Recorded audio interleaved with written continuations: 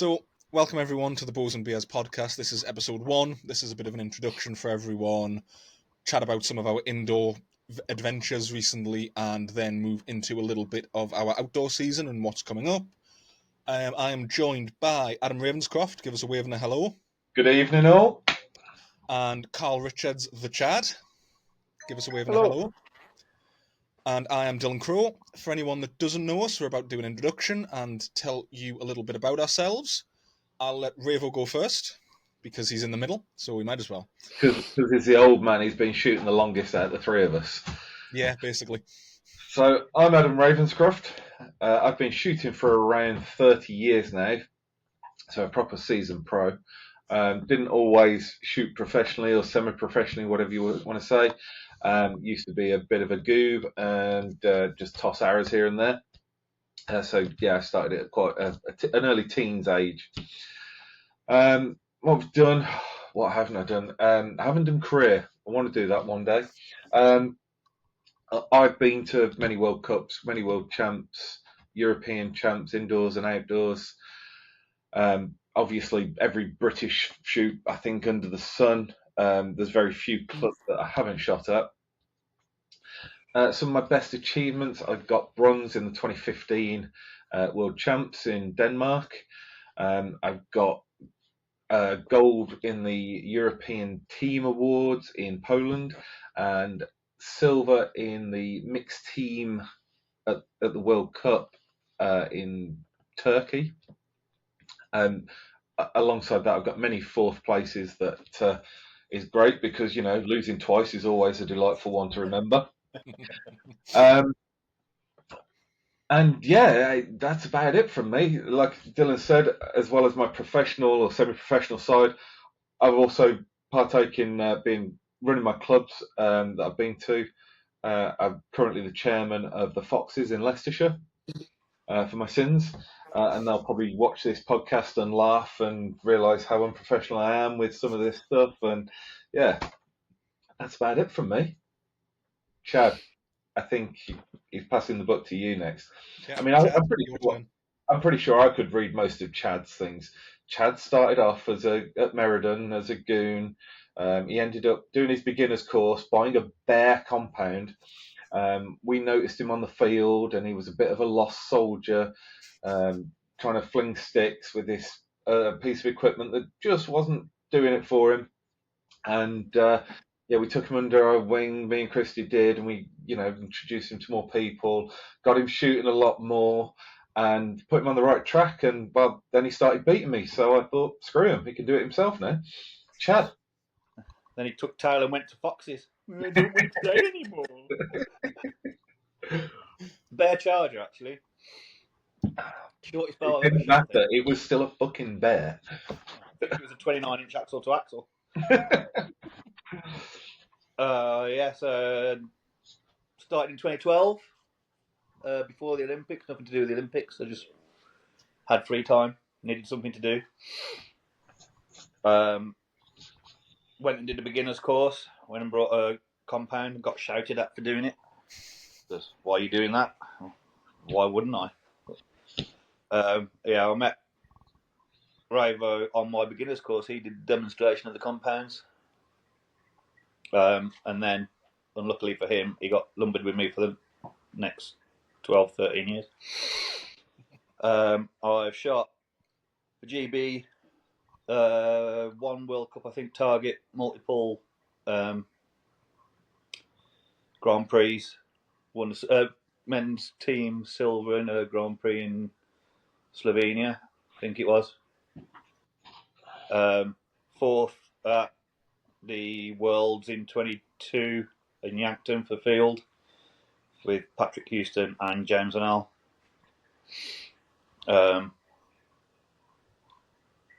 British target champion 2015, British field champion, not last year before.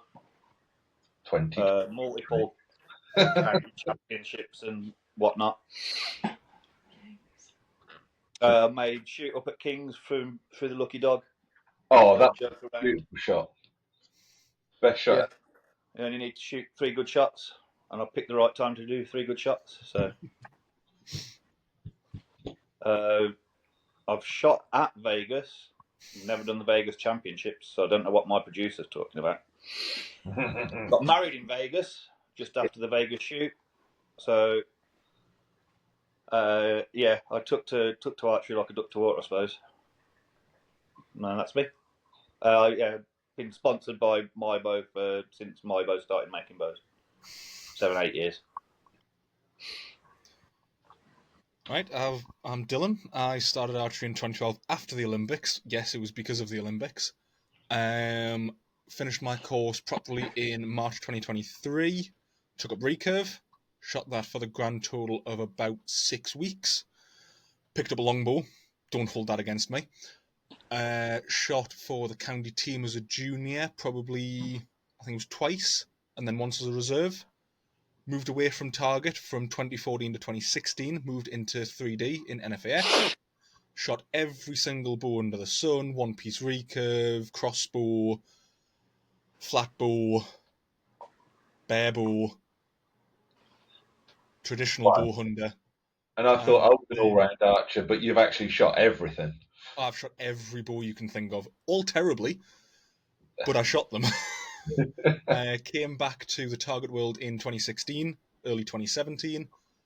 Picked up a compound, borrowed it from a friend at the club I was at the time, loved it, and never looked back.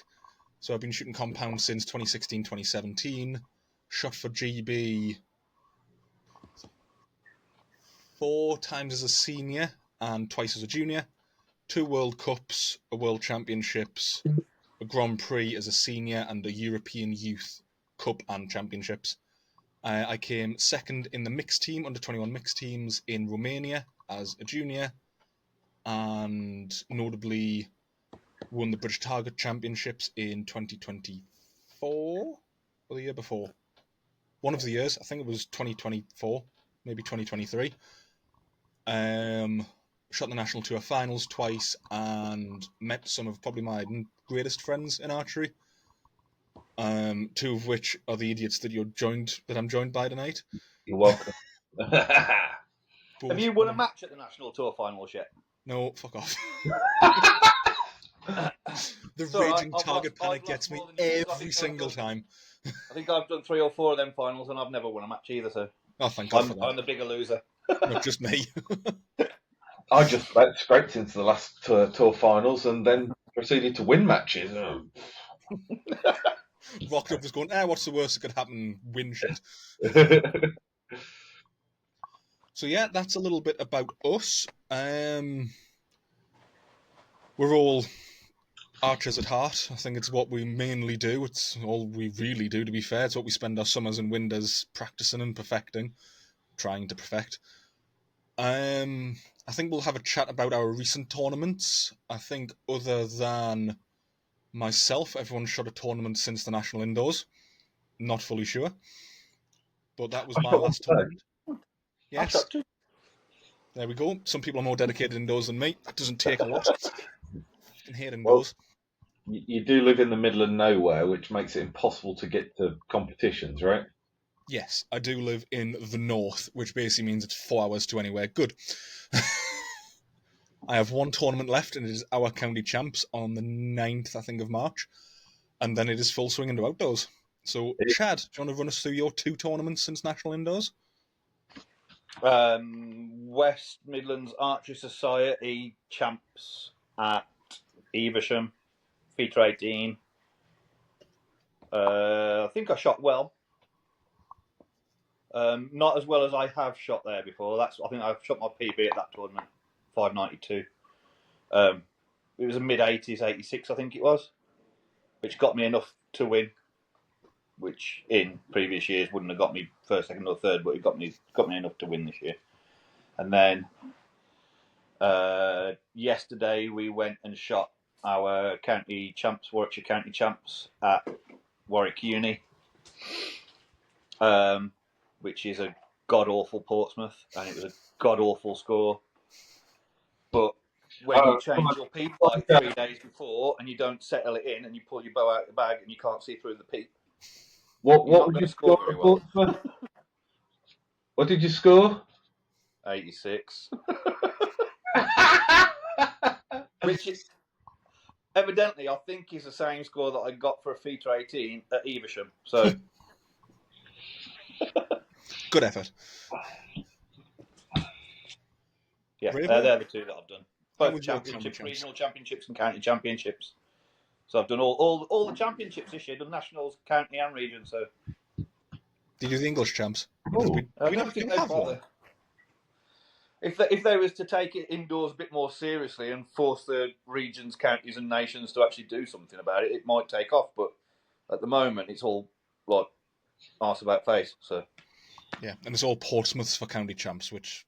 yeah, and there's no head-to-heads. The only head-to-heads you ever do indoors with the nationals, or if you go to a World Cup, if you get to like Nîmes. It's not even World Cups anymore, is it? It's World Series. Yes, Indoor World Series. Yeah. So, yeah, there's very few places you get chance to practice head-to-heads indoors now. I had a very good national indoors, considering I went there against my better judgment, having developed raging target panic the year before at that tournament. I walked away with the 4th place, which was the best I've ever done at a national indoors. Yeah, matches were good to watch. I was, I think, less than a centimetre away from shooting my first 150. Yeah, we were watching that one. Yeah, when you're shaking like a shitting dog, it's not going to hit the middle, is it? Tends not to. You're right. Ravo, how was your champs? I shot good shots. That's what I'm working on at the moment. Shooting good shots, not punching. Because punching breaks my brain. I think we're all working on that. I'm not punching. You know when I've punched at the moment because it's a hinge, and when I punch it goes. It's Is it blue normally? no one's died yet from my punches with a hinge, but they're going a bit wild. So my regional champs were in November, so before national indoors. It wasn't great. It was I shot 581 at my national, my regional champs, and somehow I won it. Considering some of the archers that was there, I was quite surprised on that one. National indoors, I can't remember much of it, to be fair. I think it was over pretty quick this year for me, and sometimes it does go over pretty quick. Back to back was fun. I wasn't overly disappointed considering I had a miss in one of my matches last year because of the hinge and head getting involved and stuff. It was much better this year. It didn't get through one of the stages still, but it was much better shots. And when you're trying to work through stuff, like you say, it's a bonus. You have to take the small bonuses where you can, right? So yeah, national indoors was over pretty quick. Wasn't disappointed.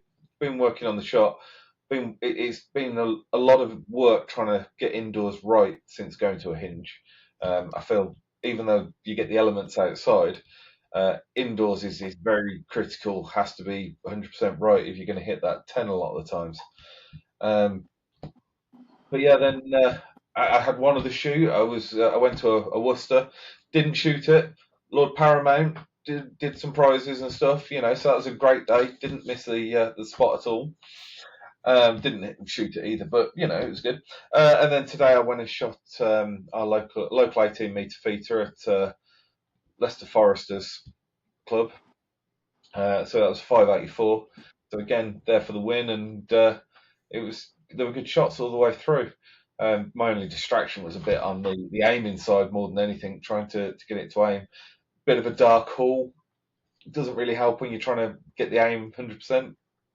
So I've got one more shoot left to the season. That's my county champs. Again, I'm pretty sure that's Portsmouth. Unlike most people, I don't disagree with Portsmouth for a county champs. I think they're pretty cool, but more so because I know that if county champs, indoor champs are always a bit limited space, and I know from when I used to trace around the country for feature 18s, if they made county champs feature 18s, you get a lot more visitors at them, and that's not your idea. You're trying to get your county champion, the people in your county, to go and shoot and try and fight out for the championships. So It keeps it a bit more grassroots, doesn't it, if it's a Portsmouth rather than a feature 18? it does. We've lost a lot of the other competitions recently with outdoors. Certainly, they seem to have got a lot quieter.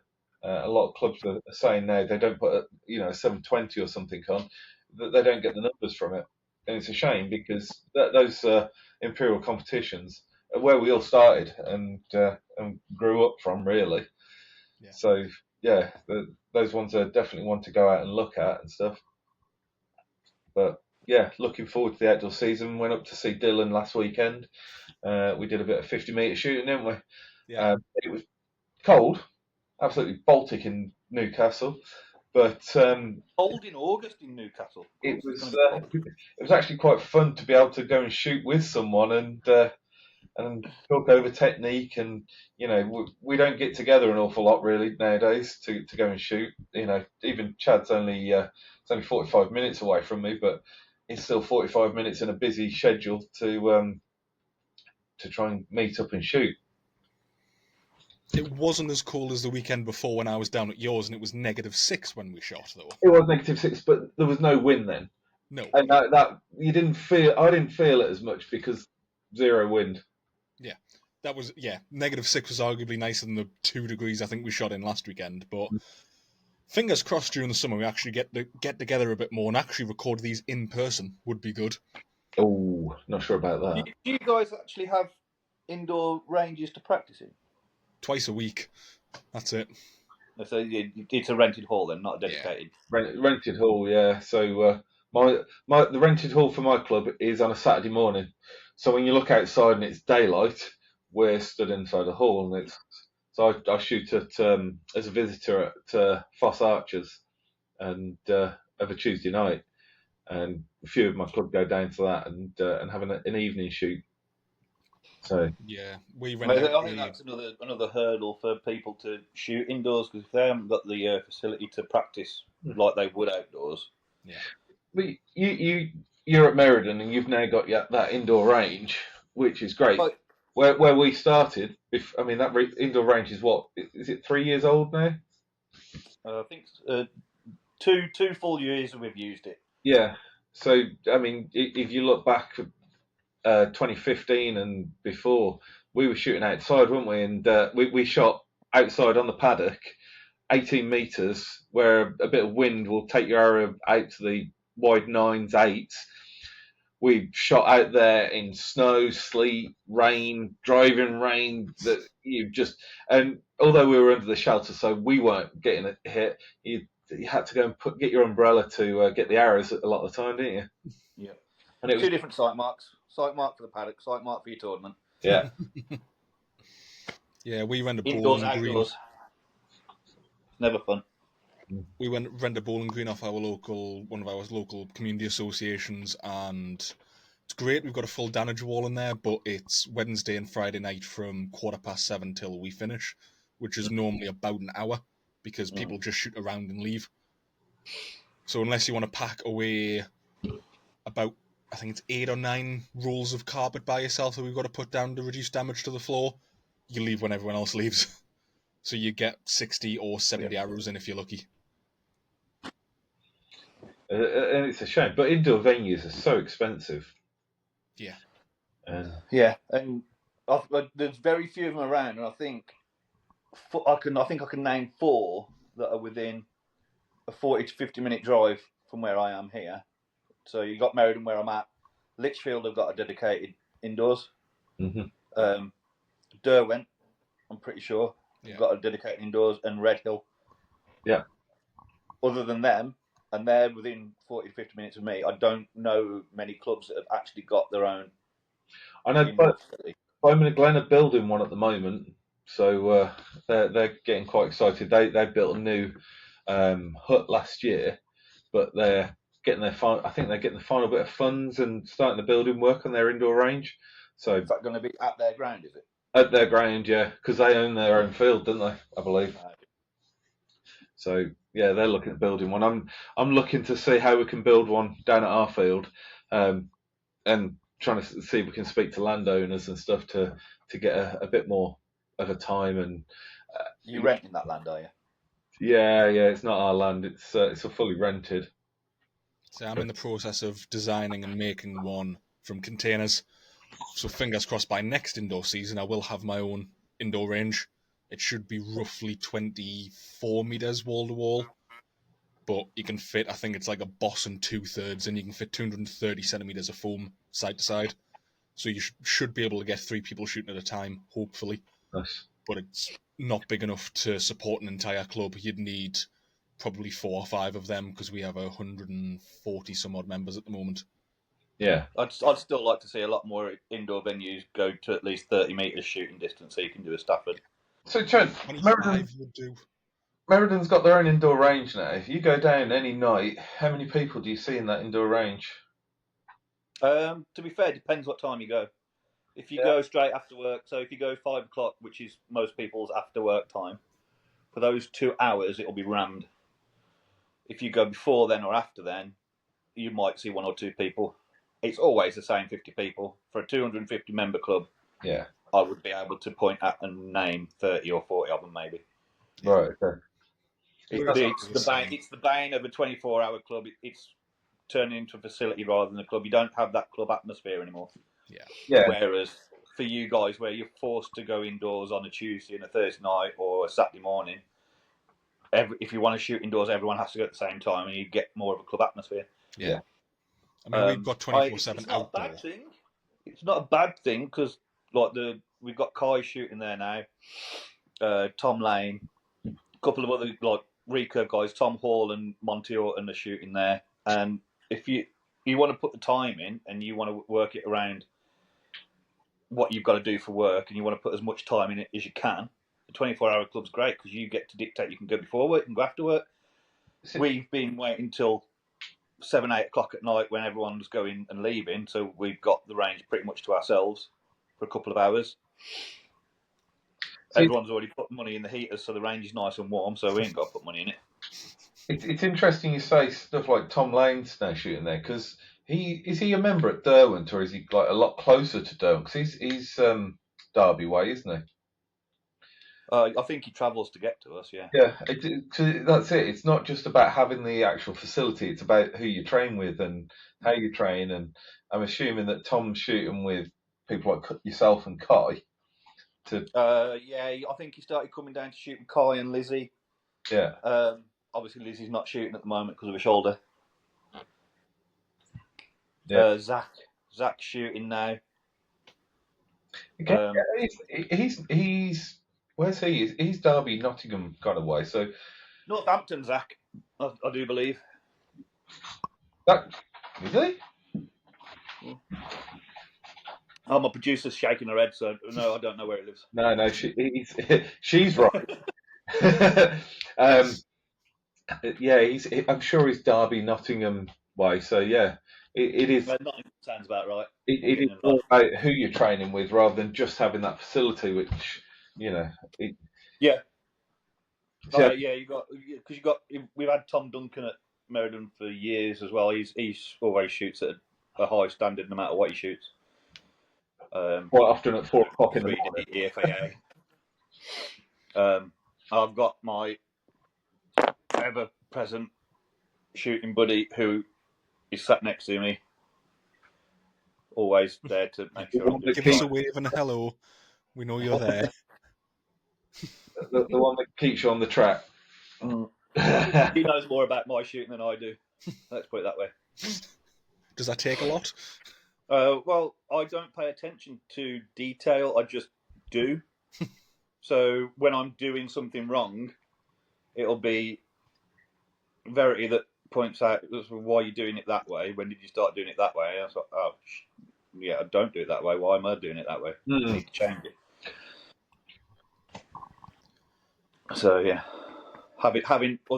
being able to go to the club on your own, it's as good as learning archery from YouTube. It's never going to get you very far. Yeah. It's someone there watching you and giving you a bit of help, even if it's someone that doesn't know tons.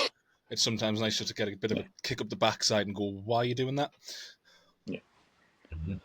But yeah, to bring us back on track, going back to tournaments now rather than indoor venues, I would say tournaments-wise this year I have shot the National Indoors, which, like Ravo said, was over in a blink. I don't even think I won my first match on the Saturday. No, I didn't even make the cut. It was a bad Friday night. Migraine and just lack of preparation, to be brutally honest. Did you have a better back-to-back? Hmm? Did you have a better back-to-back? Yes, had a much better back-to-back.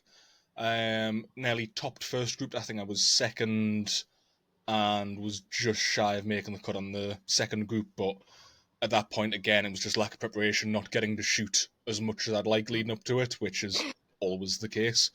Mm. But it was fun. Got to see people I haven't seen in a while, meet new people. Stayed with Chad and V, which is always fun. Some alcohol in the evenings. Got to see the dog. Always a good start. But yeah, we've got one more. Well, I've got one more tournament left, and it's our indoor county champs. It's a newer club hosting it, which is great to see. They've never hosted this large of a tournament. They've sold it out, which is, again, I think, a first in the county for a long time. It's a bit of a smaller club that's a bit kind of out of the way in our county. It's on the exit route. So we're quite lucky. I think it's about half an hour, 40 minutes away for us. But for some people, it is an hour. So to have them sell it out is great. So I'm really looking forward to that, seeing their venue. Against Portsmouth, so for preparation, I'm shooting Portsmouth's in 3 arrow ends. I normally shoot the Rushmore Rumble 5-spot feeder 18 face and shoot 5 arrow ends because it means I'm actually getting more than 60 arrows in on an evening. Or if I do get 60 arrows in, it means I can leave early and go and have a beer. Mm-hmm. Hence the name of this podcast. Beer and a podcast, right? We all have a bit of a penchant for beers and booze. So that's the only one without a beer today is Chad. He has the beers behind him. That's his argument. No, that says soda. You can't claim that. Beer bottles. We'll give him that. Call of Duty beers. It's fine. Yeah, I've got one more shoot.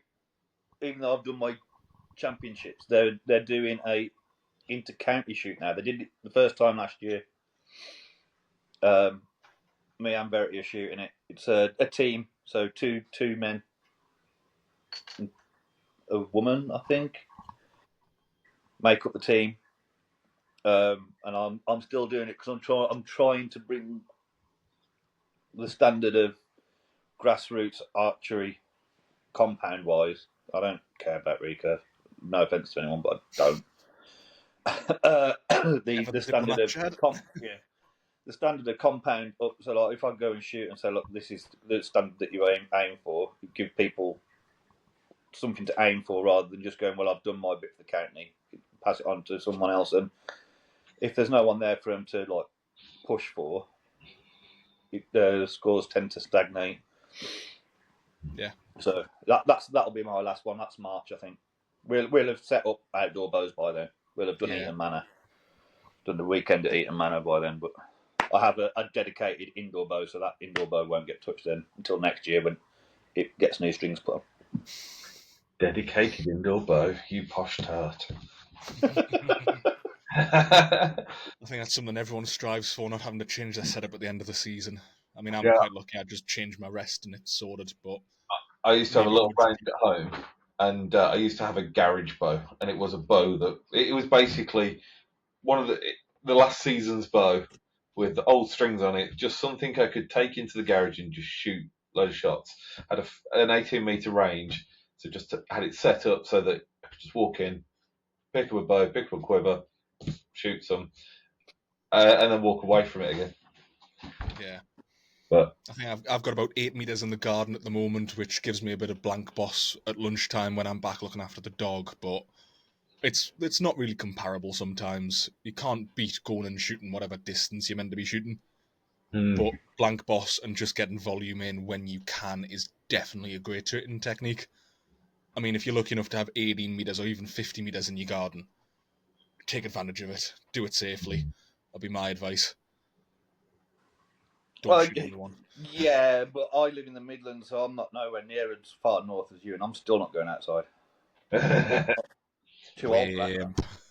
I had to go and shoot outdoors yesterday to do a bit of training for 18 metres. Stood out on the field, and it was cold and windy, and shots weren't hitting 10. But sacrifice you have to make to try and get some practice in for an indoor when you miss the indoor practice sessions. Yeah, me and Jess shut out. Well, I shut outdoors. She was doing some camerawoman work for me, and it was cold. I think I shot about 4 ends and went, no, let's go and get a cuppa.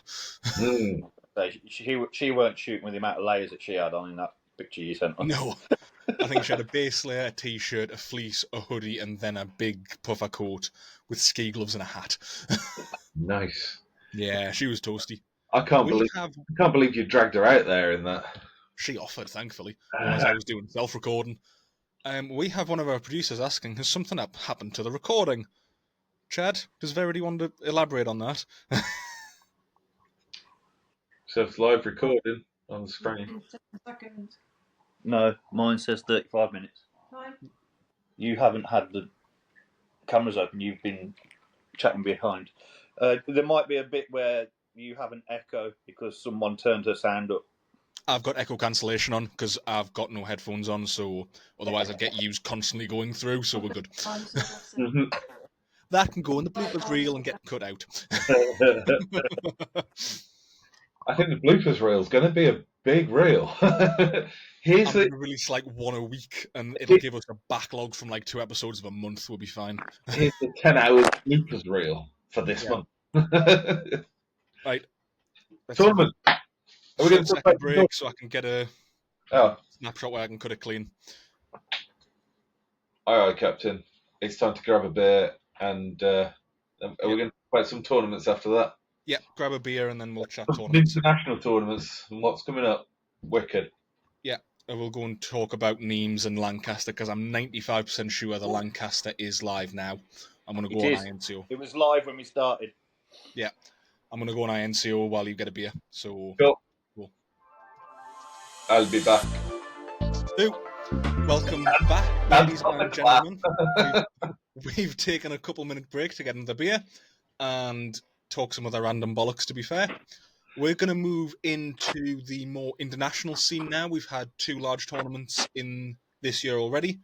One which has been run today, which was Lancaster, and a couple of weeks ago we had Nîmes.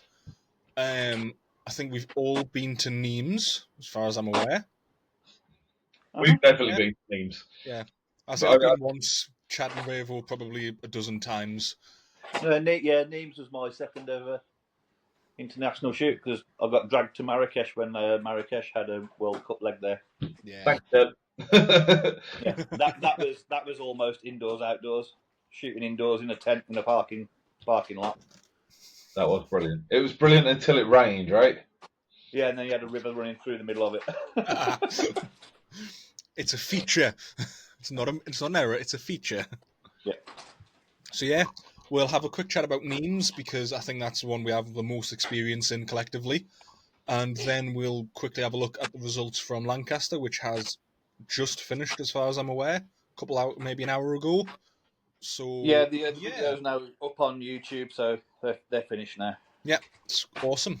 So both of you doing a lot more of Nîmes. What did you find? What did you think of this year's results? Did you find anything strange, interesting? As this is down for the Brits, so I'm going to say, first of all, let's talk about getting to Nîmes. Yes. Getting to Nîmes is an absolute pain in the arse. Yes, yes it is. And there's so many ways to do it, and yet they're all an absolute pain in the arse. Nîmes is not a tourist destination, really. It's not an easy one to get to. There used to be a flight that went from, was it Luton? Yeah, Luton to Nîmes. Luton to Nîmes, which sounded great that it was taking us straight there. But yeah, until you realise you're half an hour outside Nîmes and there's no taxis to get you into Nîmes. Exactly. Nîmes Airport, you get a whole flight getting off at Nîmes, and then you walk out, and there's no taxis. There's no one's paid any attention. There's no car rental. There's nothing. No one's paid attention that there's a flight coming in. People are going to need to get away from the airport. There's just no way out of there. Luckily, I think last time we were out there, we got Ben Jones and the MyBoat crew, and we phoned them up and went, any chance you can get us a taxi to Nîmes Airport? Because we can't call one here. And they turned around and went, we'll get a van to you. And they got there, we loaded up this van. Unfortunately, there was a few friends that weren't at MyBoat, and we hadn't factored those in, and they had to get a taxi some other way. Um, my first time going there, we went on the tunnel, and I think rules have changed now, and they're really arsy about carrying arrows and any weaponry at all. But when we went to Nîmes on the tunnel, going there, we apparently turned up at the wrong train station for loading bows, because bows have to go into storage. We went through an absolute farce of getting bows onto the train, and then they ended up locking them away in a little private cabin. And we're like, oh, okay, do we get the cabin with the bows? No, bows will be in there. They'll be locked away. You won't have access to them, and someone will come and unlock them when you get into Paris, and you'll be able to come and get your bows. And we got off at Paris, and we're waiting around, trying to wait for someone with a key to come and let us have the bows. And no one turned up, and it's like, the train's going to pull away soon. We need to get the bows off. Like, has anyone actually tried the door? Went up, tried the door. Yeah, there was about 10 grand's worth of bows in this cabin that no one had got any sight on, that was not locked and anything. So got the bows off. Rest of the journey, fairly uneventful. The train's quite easy that side. You pull into Nîmes train station, which is probably only like a 10-minute walk away from the actual competition range. Pulling your boat probably feels like half an hour, but it's only about a 10-minute walk, so it's all right, and there's taxis and everything there. Coming back, whole journey in reverse, absolutely fine. France did not care about carrying bows on the train. They didn't care about the case size or anything. They just, crack on. And then when we got back to the British train station, the guy that was being such an arse about us getting onto the train, he was there, and he watched us walk off the train in about 4 or 5 different locations and just rolled his eyes. It's like, losing battle there, mate. I will say, if you can carry bows on the train now, I think the restriction is more on arrows, but it is actually quite simple when you get there. You have got a change in Paris, and that makes it a bit of a pain, but it is quite a simple journey, and it's nice and relaxing. Like I say, flying direct into Nîmes is an absolute pain. You're better off flying to Marseille or what's the other one? Montpellier, and you've at least got car rental. You've got taxis. That's what I did the first time I went on my own to Nîmes. Yeah. I went to Marseille. So I think that was the year that you dragged me to Marrakesh. Yeah. Because Marrakesh didn't have that many entries, I didn't have a bad finish. So I was like, well, okay, I'll get to Nîmes. Didn't you do Vegas then that year as well? You did. Yeah, because I got 2 points. I was like, well, I'll get into Vegas. But because I entered the flights, I didn't get the points for the World Archery part. I think all I needed to do was enter the championship, and I'd have made like the knockout part of the World Archery bit. But I went to the flights instead of the championship. Lessons learned, right? Yep. Yeah, when I went to Nîmes in 2019, we drove. Well, that'll be if I do it again. I think that's what we'll do. The same as we do Kings of Archery. We'll load up the car and drive. So from hours, I'm on Google Maps now, it is roughly 17 hours directly. However, that doesn't include stopping at Calais before getting a ferry the next morning. And then obviously the stops in France, because it is something like 11 or 12 hours driving in France itself. Yeah. So we went when my dad was the only driver. He drove the entire way with me, my mum, and one of our friends. And yeah, that was a long 2 days. And then you need multiple drivers. You need multiple drivers if you're going to do it. I mean, we have multiple drivers when we go to Kings of Archery, and that's probably half the distance. Yeah, I'm trying to persuade Jess to let me go to Kings of Archery this year now, but it is 2 weeks before the wedding. 50-50 chance. How's that working out for you? Not bad so far. No. I'm arguing we can have a stag do out there. It's an excuse for people to go and shoot, a little bit like the Vegas wedding. Go and shoot and get to see a wedding. Go and shoot and get to see a stag do. Double bonus. I suppose we're not far in Kings. We're not far from what's the town? What's the town near Kings? We're in Eindhoven if you're in Kings. Eindhoven, that's the one. That's not a bad. We went up into the town of the woods, didn't we? Anyway. Yeah. Yes, back to Nîmes. Nîmes. Yes. So the Nîmes shoot, it's it used to be so much more fun. The entry used to be a lot cheaper, and then if you actually made the shoot off, then you got your entry fee back, and you got Yeah. started getting rewards straight away. Now, the place you don't want to be finishing really is between 5 and 32, because that's where you got the least. You're not earning any money, you're not earning any prizes. 33rd, absolute prime spot to be. Go and have a chance of winning the bow. Yeah. They still do that, do they? Still do the second chance thing on the Sunday? That's the only thing that gets so many people there, I think, because they've got the trade show and everything. Quite a good trade show as well. It's I think that's I didn't see this year's Kings. Well, I think Kings is pushing the trade show, but other than Vegas, Kings is trying to be the Nîmes Vegas of trade show was Europe. always the second biggest one. It was the biggest one in Europe, weren't it? So. yeah. But what you've got is you've got JVD's trade show at Kings of Archery, and you've got SSA that are more the trade show of Nîmes. Okay. So it works as the suppliers for that. So this is where you get some of the bigger companies that want to go and do both. You'll get some of the smaller companies that will only deal with SSA or only deal with JVD that will turn up to one and not the other. Yeah. And it is a large cost to get people out there, and product, especially if you're producing stuff to take. So I think they do really have to kind of pick one to go to, but it is a fine balance of which one's going to be more attended, which one's going to have better long-term results, I think. Yeah. But yeah, I think Nîmes was interesting this year. There was some pretty good qualifying scores. I mean, you had Brady Ellison shooting a 597 with a recurve, which is terrifying. Very. Compound men's, I think there was one of the first What was the years cut this year? Is it finally beaten 592? The cut for the compound I men. think it was lower than that this year, wasn't it? The cut was 589. I think the peak was still 2019 when I was there, 590. I don't know if it's raised any more than that. But yeah, the last 6 were tied on 589, then at 591. Top score was a 599. No perfect scores this year. Compound women, a 595 topped it, tied. And then recurve women-wise, I think it was again a fairly high score, 593. So the top scores now are really pushing those high 590s. So it's getting more competitive, but then you get to the lower end of the cut, and you're at a reasonable level for a lot of them, other than compound men. Compound men is still a very, very high cut score in Nîmes, because I think there's so many good archers are going, because a lot of them are European. It's a lot less of the Yanks and a lot more of the Europeans going and really fighting it out, to be fair. So not that many of the Yanks, but you've still got, what, 4 Yanks in the top 32?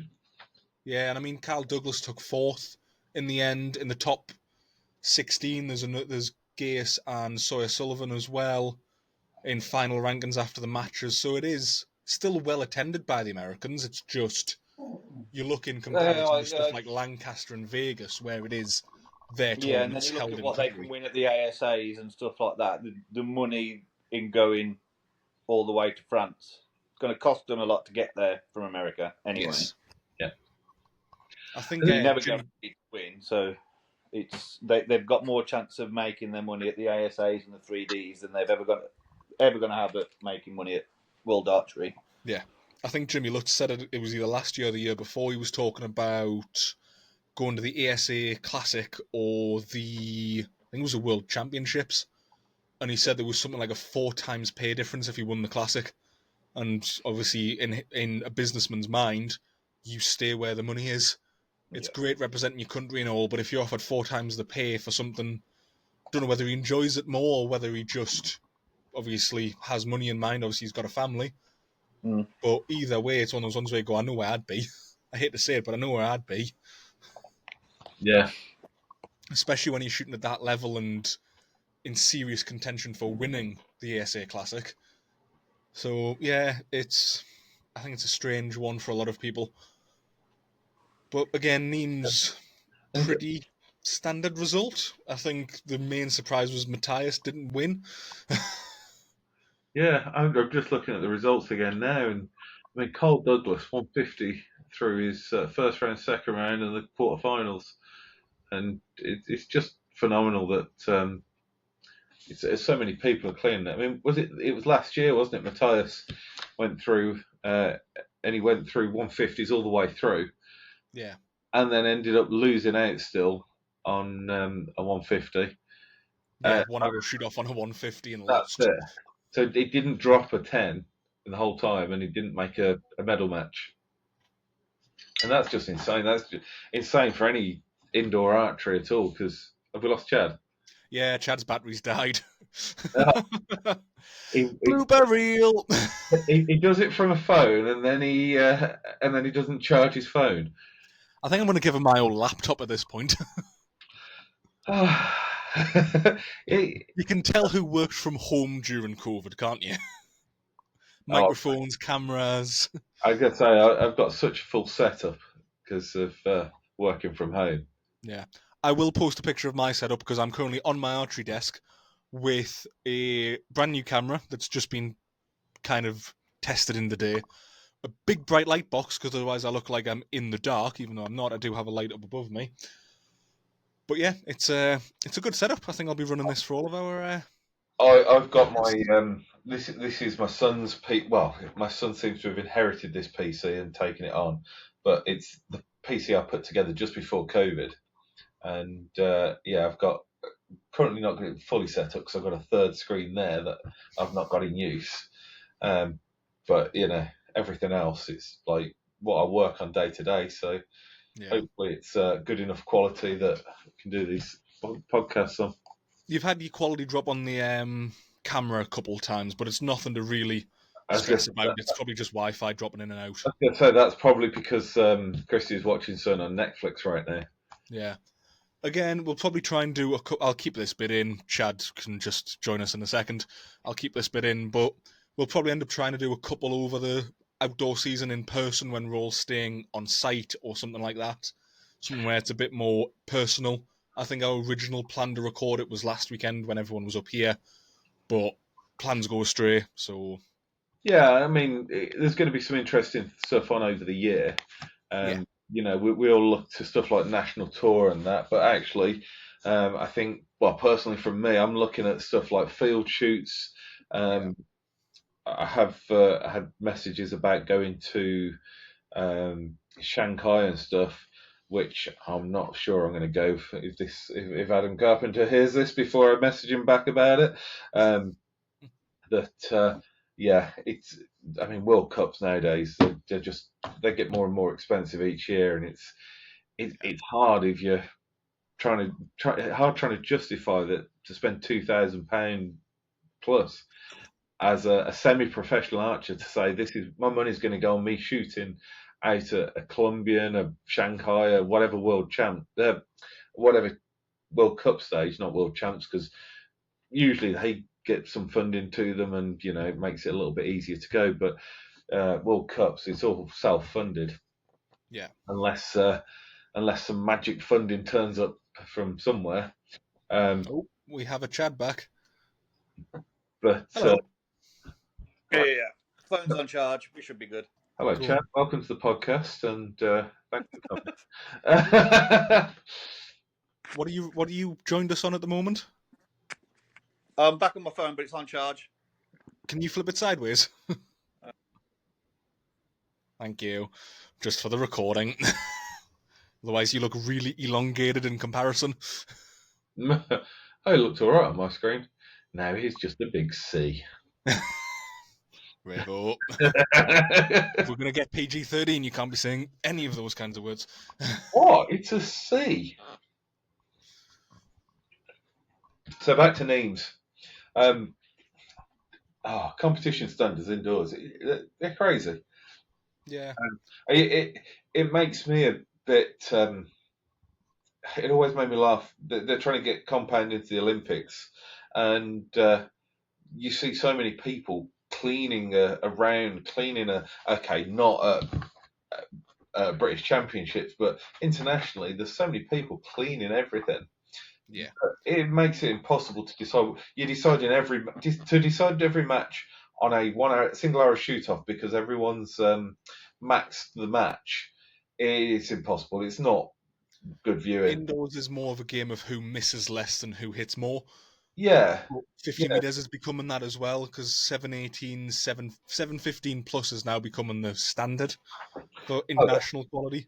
So there needs to be changes to make things again more difficult, it more does. competitive. But it's the problem is making it more competitive for the pro area and those international shooters, and making it more viewable potentially.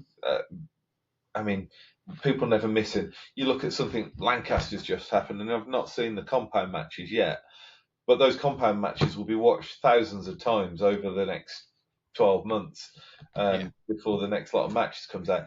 And sometimes they're absolutely phenomenal to watch, to see those people do it. But Lancaster also has that strategy in it with that little 12 spot. Yeah, give them kind of a bit of an edge over the competitor, put a bit of pressure on if they do hit it. Exactly. I mean, if you watched it last year, Yes. and I think it was Stefan and Bodie. Brody, yeah, Brody's, but Bodie, isn't it? It's not Brody. Bodie's first match, their match, and I thought that was absolutely phenomenal. The gameplay on that one was brilliant, and it changed the whole competition for everyone going forward, because straight out the gates on Stefan's last shot, I think it was, or his second shot, he decided to press the 12 button, and then you watched it, and Bodie, phenomenal shooter to watch, and you could see he had a game plan. He knew what he was doing, and that first end, he wasn't bitten at all by Stefan going a point up by hitting that 12 button. He went with his game plan, stuck to that centre dot, and then the next end came out, and obviously Stefan again went for that 12 ring, and Bodie then had the game plan obviously had to adapt his game plan to go for that 12 ring. Previously, you've seen people go with that 12 ring to try and catch up. You still see it with a lot of recurves, bare bows and stuff. But Bodie, he went with that game plan to use it to catch up, I think. But Stefan went in with, I want to get ahead. Yeah. And Bodie had to change the game plan. It makes it phenomenal to watch. Unfortunately, it's nice to have that. He's got a foot up, and you've then got to change your game plan. Yeah. You can't just sit with, well, I'm just going to keep hitting the X until I win, or until we get to a shoot off, and keep shooting X's until someone drops one. Yeah. You've got that risk of, if you miss, it's an 8 or a 7. There's no saving it. If you look at Nîmes, and I mean, I would dread to be the judge at Nîmes that has to measure this closest to the centre, because so many times they're centre punching every time. You could spin the targets on that arrow. It's just absolutely perfect so many times. They're taking out the crosses with their arrows. What are you measuring from? Assume they have to measure from the edge of the target or the edge of the 9 or something to try and get that measurement, which makes, it's good competition. It's good to see for that person to win and know that they're accurate. But actually, in the ways of viewing and stuff, it just doesn't give you the same edge. The Lancaster really gives it that edge, and it'd be nice to see some more shoots like Lancaster. And I think people will start to adapt that a little bit more, maybe. To get I mean, I'm on YouTube now, just looking at it, and it was streamed an hour ago, and it's got 36,000 views already. That's nuts. If we look at the 2024 one, which I'm going to get up now. I mean, as much as a compound archer I am on this, for that, me and Simon Scott, we've had a few times where we've had a Saturday night drinking session watching the matches from Lancaster, and the ones we really wanted to watch were the bare bows, and you watch some of the bare bow matches, and it changes so many times. It keeps you really on your edge to see who's going to get it. That's the thing. Bare bow switches like that. Oh yeah, it's one bad arrow and it's done. It's the same with compound, but it's a lot less common in the top 8. Yeah, but again, you see tactics. There was one better bower a couple of years back, and every end for his last shot, it just pressed the 12 button. Why not? Yeah. You're able to press it once and end. It doesn't cost you anything. And if you press it and you don't hit it, and you hit the 11 ring, you still score an 11. If you fluff it and you drop it in the 7-8 line, you can hope that the 7-8 line that you've dropped it to is that 12 ring, and then all of a sudden, instead of going 2 points down, you've gone 2 points up, and it's absolute game changer. So looking at 2024's, they now have 128,000 views. So what's that? 1/8 of a million. Yeah. So you get into the serious, and I mean, I'm not sure fully on if they're getting ad revenue from it, because I have looked into ad revenue recently, looking at other kind of companies and seeing what happens. But it tends to be like 2 or 3p a view. So they're making a decent chunk of money. I mean, that's just the Compound Men. The other ones have between 16,000 and 100,000 on between, I think it was 8 or 12 videos. So they're making some money back out of it, which is what the sport needs. They need advertising money and getting it out there.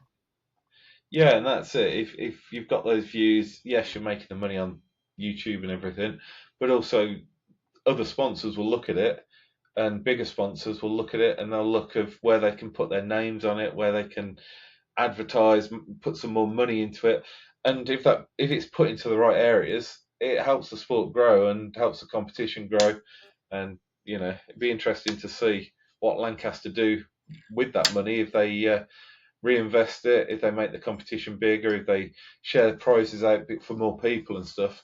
I think they have a fairly good prize pot there anyway. But I think PJ Riley, or the guy who runs it that now has slipped my mind, was saying it's the biggest tournament they've ever held. There were near 3,000 participants this year.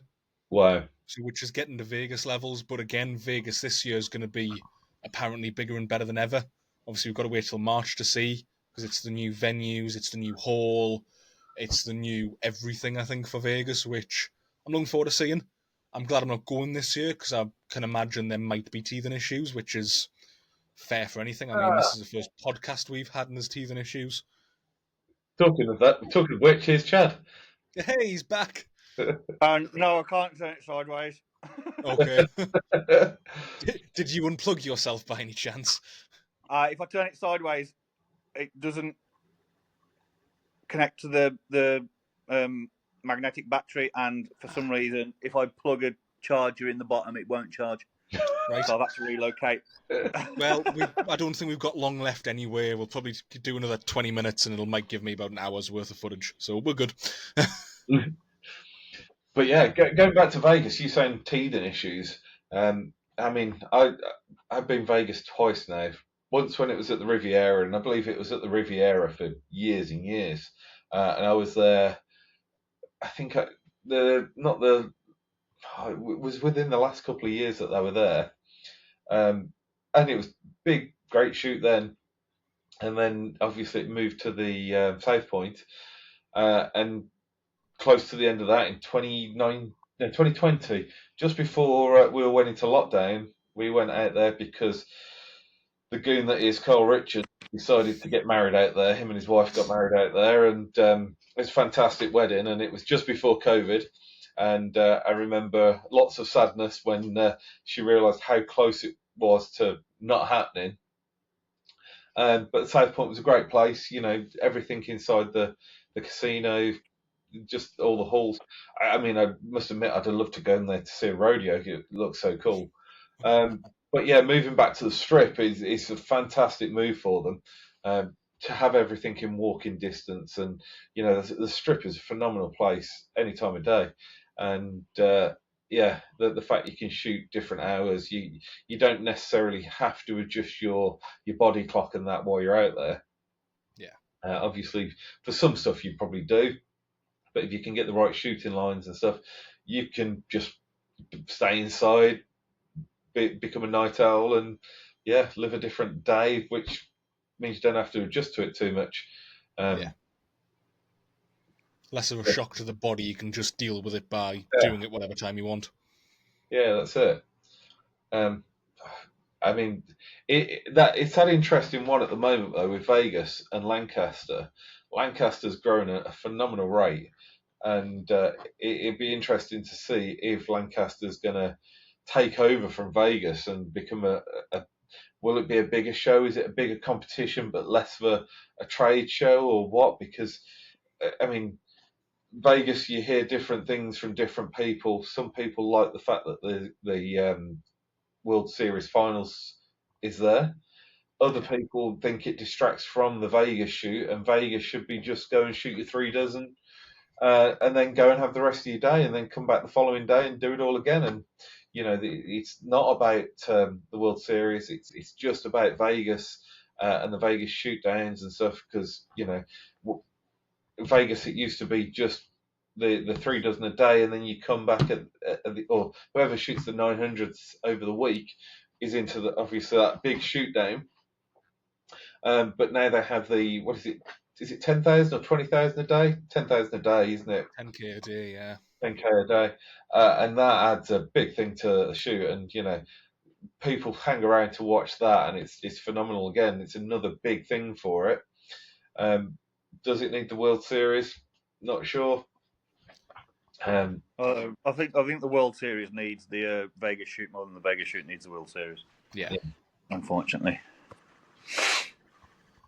But yeah, I think for this, you don't get that in other sports, do you? I mean, you don't have the governing body needing a regional body in sports, but apparently in archery, you're kind of grabbing onto the coattails of the shoots that are doing well, like Vegas.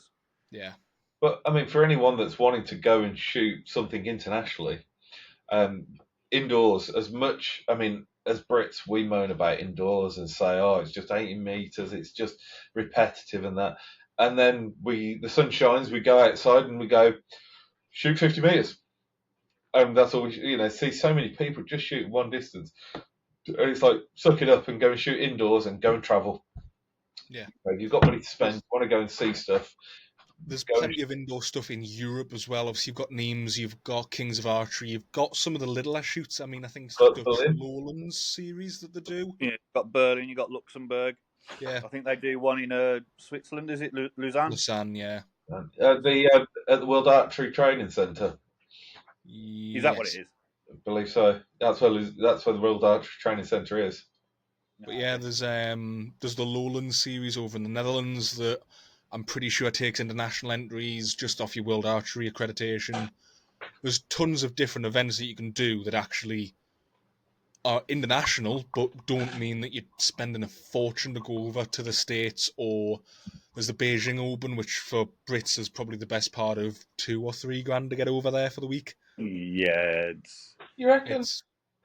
I bet it's not for Beijing. I bet it's not that bad because we go to places like Shanghai as World Cup stuff, and that costs around $2 grand, I think, or $2.5 grand, and that everyone knows that's expensive. Like, to do it indoor series, and you don't have the outdoor rules, though, do you?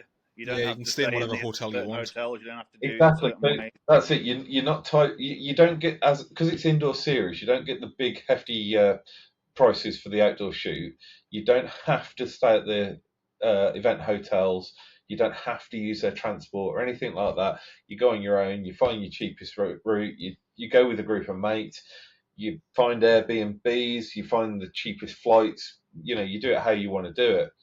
And for all these shoots, I've heard people in their Airbnbs and stuff, and I've always gone into the hotels because I'm lazy and I don't use Airbnb that much. But talking to people, and they go and group together and get an Airbnb and save months of costs, and get all kind of facilities in their Airbnbs, get swimming pools and all sorts. So I think that's what Lancaster's got going for it, because it's on the east coast of America. It's a lot easier for Europeans to get to the east coast than it is to get to the west coast. Yeah, so a lot shorter flight times, no real connections. You can normally fly direct from probably Manchester or one of the London airports, so it's probably a little easier for everyone. But yeah, I think this last little segment before we wrap up, because we're at 1 hour and 15, so we'll cut that down a little bit. is talking about what we're going to do on the route to outdoors, because like most of us have said, we've only got a couple bits left indoors now. I mean, I'm on the way to outdoors now. I've got it set up pretty close. Just need to do a bit more tuning and messing around with it. But what are both of you I've got some doing in the strings. preparation? I've got strings. They're not on a bow yet, but I've got strings. Good start. Some rain bowstrings. For those that are just Oh, yeah. listening, me and Chad are sat here in our rain bowstrings apparel. For our audio listeners, they are both in Rainbow Strings hoodie, and at the start of the episode, they were both in their MyBow shirts. We will sign off with everyone's sponsors, more than likely, if I remember. If not, we'll end up putting them in the description somewhere. But yeah, no, trip to outdoors for me. I mean, I've still got a bow set up from last year's outdoors that's shooting brilliantly. That's my Revolution 37. But yeah, I've got, like Chad said, it'll be new strings. I've got a new sight to put on one of my bows. Got the new Axel sight. The XP Pro. What was that? Sorry. Was it the XP Pro? It is indeed. Yes, Pro, very nice. ready to go. Unfortunately, it's just been sat in its box at the moment. So yeah, it came late last year, and I decided that I don't need to do anything with it for indoors. So I'm going to save it for outdoors. It'll probably go onto a bow that I'm more likely to use for field. So it's actually going to move. I can see that consistency, and really put it to its test and actually get it moving. Yeah, there's a new feature on that I need to test for you. I want to see whether I can round it off or not. Yeah, you're not allowed within 10 meters of it. Do not Chad the screws. But yeah, then other than that, I've got some arrows on order. Looking to I've been shooting the Black Eagle Revelations for a few years now. Black Eagle brought out their new X Impacts, so I've got some of those on order to have a play with, and got some different. What have they changed about them? I thought X Impacts have been around for a while, haven't they? They have. I mean, it says new logo. I'm sure there's something else to them. I can't tell you fully now, but yeah, there's something new. Whether it's new components to go in them or what, I don't fully know. But yeah, I've got some new fletchings to go on that as well. So Bonin have brought out their new Alpha vanes, which I've got to try. So I looked at those, and a few people are using them for their indoor arrows, but they look quite good for like a field arrow, shorter range arrow, and they be quite fast. So yeah, I have some of the new Alpha and the Atlases, and I'm going to fletch up some old X-Busters with them with some lighter points and see if I can make a bit of more of a 3D speedy arrow out of it. Is that the new material, the shiny, stiffer material? SR250 material or whatever it is. I can't remember off the top of my head. I was unsure about this because I bought some X-Vanes last year. I got some X-Vanes last year, and they've got this X3 material, which is harder rubber and stuff, and it's really nice. No flutter on it, and it's quite a stiff vane. And then these Alpha vanes, they've rebranded the material. Whether that's changed from the X3 vanes, I'm not sure, but they feel good. And I'll tell you, I have both to hand. Yeah. Let's put the mic down. They feel pretty similar, but they do have a slight difference in the coating. The new Alpha feels a bit more matte, whereas you can see from the light how shiny the X3 is in comparison. So I'm looking forward to trying them. I put the X3, the long X3s, I think it's 3.5s on my Indo arrows this year once I got them, and they are spectacular. What are you going to put your Alphas on? I'm going to mess with some X23s, and I have some Black Eagle Outlaws, some kind of mid-diameter arrows, bit fatter than micro, kind of hunting diameter. I think is the best thing. They've got the short X3s on at the moment, and they feel really well for a field arrow. But yeah, that's it. So I'm looking. That's why I was looking at the X Impacts, because it's a bit bigger a shaft. I think it'd be too much fletching for a Revelation putting the Alphas on. But Yeah, you need that kind of 166, not the ultra skinny stuff. yeah, A bit of but medium. at the moment I've got 225s on there, the 225X3 veins, and Yeah. they're really good. They hold super straight. But like I say, a slightly bigger arrow. Those X Impacts, I must admit, I'll give Ella credit on that one because she shot them last year and absolutely smashed with them. So got to try them. 718 If max to Ella's shooting them, yeah, no, oh, Yep. world record. Yeah, Yeah, she world surpassed record. the record, but don't worry about Yeah, British record. Come on, boy. Where's the British record? Who's going to take the British record next? It's not high that. enough. I had one, and then some idiot went and took it. Stupid Portsmouth. That was a Portsmouth record.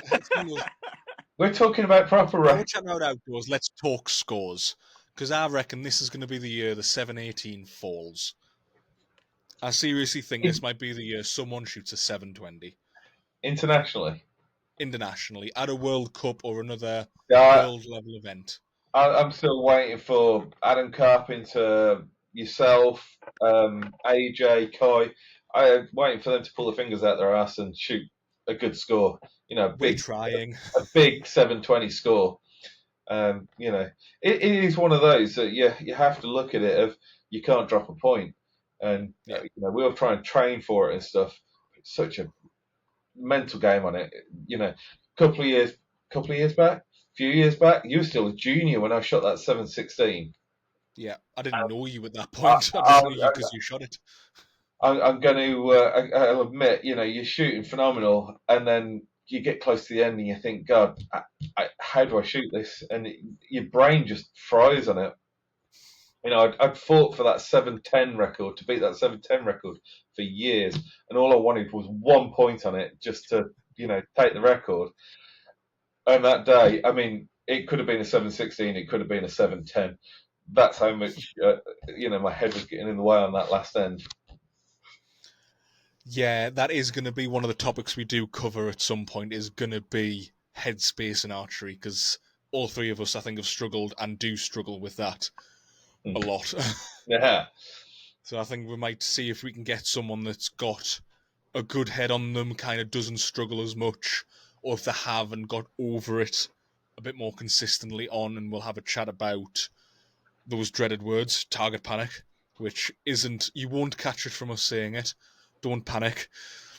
And try and kind of destigmatize that a little bit, but that is definitely something that needs to be talked about and put out in the open. I developed it through knowledge, what I call knowledge panic. Yeah, so I get that. It took me maybe 2.5, 3 years to get to a decent standard. Once I got there, I wasn't doing my tech. I wasn't really paying attention to too much. I had Ravo to sort stuff like that out, so I was able to turn my brain off and just put arrows down range. It's how I got the good scores as quick as I did. Having to do stuff myself and learning and getting the knowledge and knowing what I'm doing, you then start thinking about that at the wrong times at full draw. That's what developed my target panic. Yeah, there's different ways.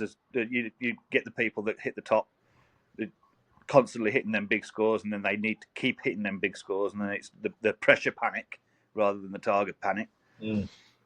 Yeah, so there is enough to unpack that is a full episode. We could probably put an hour and a half. Let's not go down that rabbit hole now.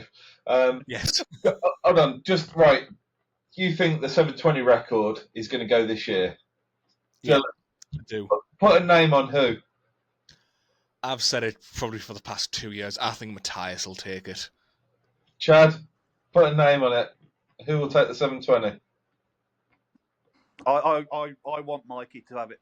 I want Mikey's name in the books for God knows how many years it'll have the books there. I think Mikey deserves it. I'm going to go totally off piece on this. I'm going to put Ella out for it. Yeah, that is a large chance, to be fair. I was more talking on the men's side, but yeah, that is how much she pushes it and stuff. She's, Ella has got to be the one person for me. I wanted to go for the men's Vegas, the full the open Open country Championship. Vegas, and if her head's in the right place, if she's on track with everything, she'll smash it. And I'd love to see it. She is a phenomenal shooter, and the knowledge she's got. So I'm gonna back Ella at this point. My other choice is Bodie No, Turner. No, you're only allowed one. You can only predict. I'm the host. I'm putting a second one in. I think if he shoots a USAT on a calm day, great conditions, everything's working for him, he's got the headspace and the shot routine to do it. But you don't see Bodie on much in the ways of world archery competitions, do you? So no, he's shot some USAT events, obviously their version of our national tour, really.